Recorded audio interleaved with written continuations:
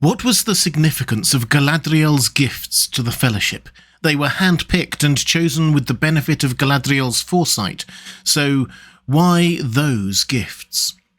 Hi everyone, this is Robert. Welcome to In Deep Geek. On this channel we cover Tolkien's Legendarium in full, as well as other great fantasy worlds like A Song of Ice and Fire and The Witcher.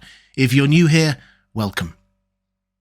The Fellowship's time in Lothlorien was a necessary period of recuperation after the rigours of Moria and Gandalf's fall, but they all knew that what was to come would be even more arduous.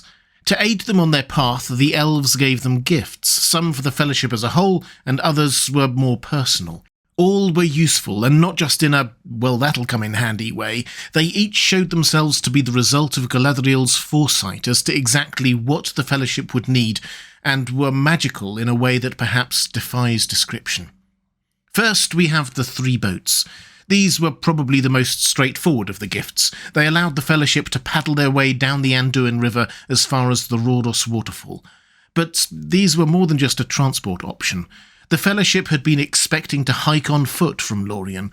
The night before they left, they were even still debating whether to do so on the eastern or western banks of the river, a big decision, as Boromir was set on returning to Minas Tirith on the west of the river, and Mordor and Mount Doom were on the east of the river.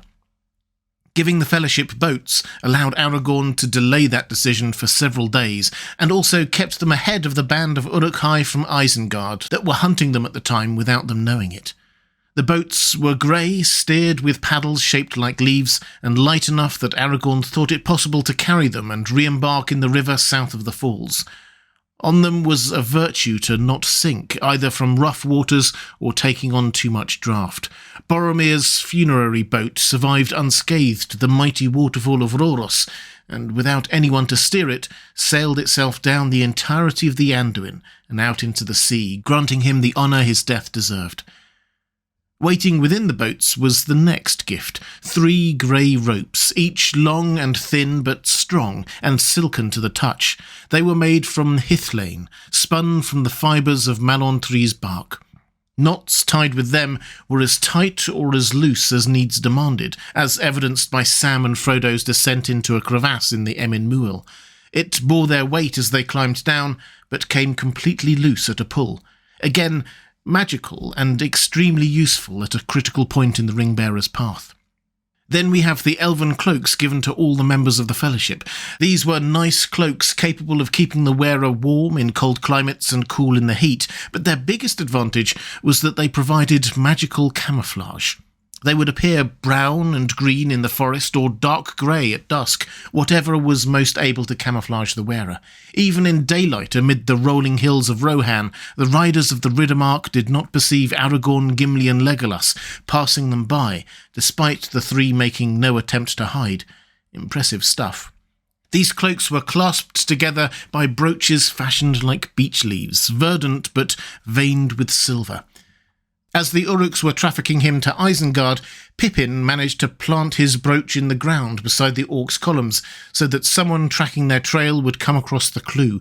Aragorn recognised it immediately and gained heart that they were on the right track. Not likely do the leaves of Lorien fall. The last but perhaps most significant gift given to the whole Fellowship was lembas, elven waybread. I did a whole other video on that if you're interested. Suffice it to say that without its physical and spiritual, for want of a better word, nourishment, Frodo and Sam would never have made it to Mount Doom. So those were the gifts given to the Fellowship as a whole. The boats, ropes, cloaks, brooches and lembas, all really useful.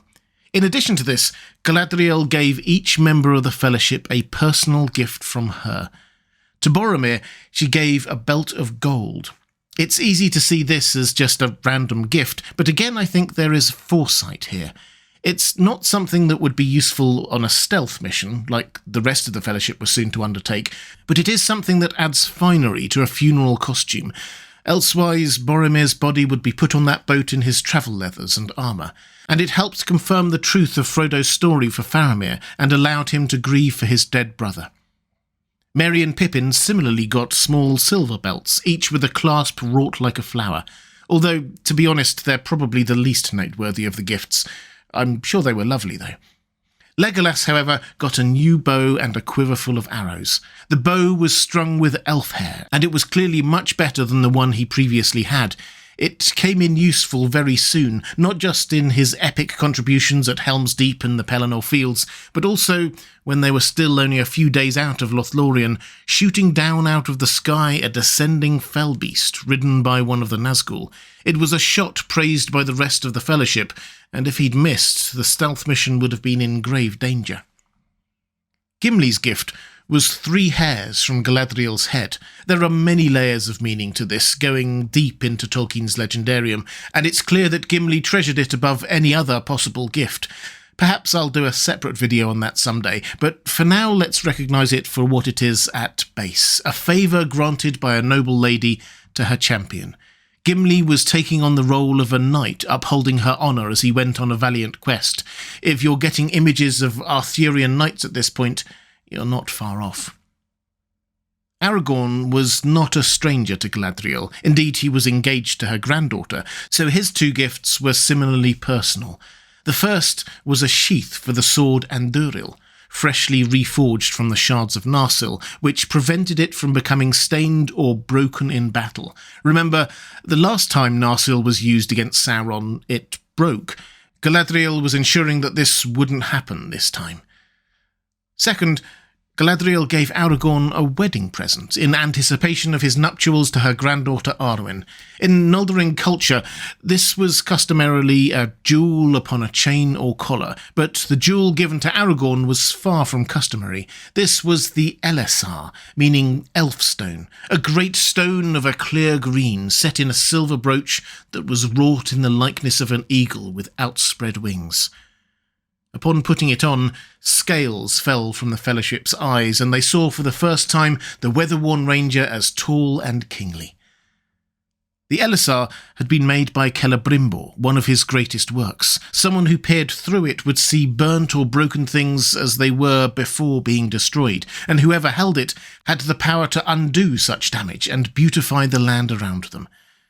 With it, perhaps Galadriel could have kept Lothlorien from decay for a while longer, even after the One Ring was destroyed and her own ring had lost its power. Gifting the Elessar to Aragorn was a sacrifice on her part, but also a vote of confidence. This was a wedding gift, although she knew Elrond wouldn't allow the wedding to happen until Aragorn was the recognised ruler of Arnor and Gondor, and that would only happen if the Fellowship won. To Sam, she gifted a grey box containing a single seed and some soil from her orchard, with her blessing upon both. Following the scouring of the Shire, Sam planted saplings in the same spots where many of the most beautiful and beloved trees had been felled, placing a single grain of Galadriel's dust in the dirt with each. Where the tree in the party field in front of Bag End once was, he planted the silver seed, which sprouted swiftly into a malorn tree, the only one in the world outside of Lothlorien. Through Galadriel's gift and Sam's labour, by springtime the Shire was more beautiful than ever before, opposite to Lorien's fate, as Galadriel foresaw. Then you may, she says, catch a glimpse of far-off Lothlorien that you have only seen in our winter. For our spring and our summer are gone by, and they will never be seen on earth again, save in memory. She entrusted to Sam, the humblest member of the Fellowship, the memory and blessing of her own land. It would fade, and she would head west, but she trusted Sam to keep that echo alive in Middle-earth. Finally, we have perhaps the greatest and most well-known of the gifts, the Phial of Galadriel, given to Frodo. Like the gifts given to Gimli and Aragorn, the significance of this has its roots deep in Tolkien's legendarium. In this star-glass was caught the light of Eärendil's star, whose shining is the light of the last Silmaril set upon his brow, and in that the last light of the 2 trees of Valinor. Galadriel offered it as a light to you in dark places when all other lights go out. But it's not some simple magical flashlight or torch, for this is holy light. Unlike the stained light of the sun and the moon, this light is unfallen and uncorrupted. As such, like the light in the Silmarils and the two trees before them, it was a blessing to good and a bane to evil creatures. When Sam faced off against the spidery Shelob, we're told, "The beam of it entered into her wounded head and scored it with unbearable pain, and the dreadful infection of light spread from eye to eye." There is an echo here that Tolkien will want us to know. The reason why this light is the last of the light from the two trees is because those holy trees were destroyed by Morgoth, Sauron's old master, and Ungoliant, Shelob's mother. That Sam used the last of this same light to vanquish Shelob and allow them to carry on to vanquish Sauron is no mere coincidence. The defeat of Sauron was not just achieved by the Fellowship, it was the last act of millennia of opposition by people like Galadriel. Galadriel's gifts were eminently practical, the rope, the cloaks and the lembas, for example, and they often had an unexpected utility, without which the quest could not be accomplished. But above all, they were expressions of Galadriel's beauty and purity and hope. They had a value which far surpassed their usefulness in war or on a secret mission. Gimli's gift was one of pure love in the chivalric sense. The elf stone given to Aragorn welcomed him to the family and showed him and others glimpses of the world as it should be.